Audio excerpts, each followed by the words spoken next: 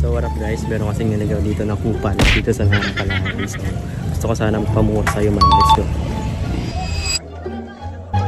Pasok tayo ngayon. Pasukin natin sa sunod dito.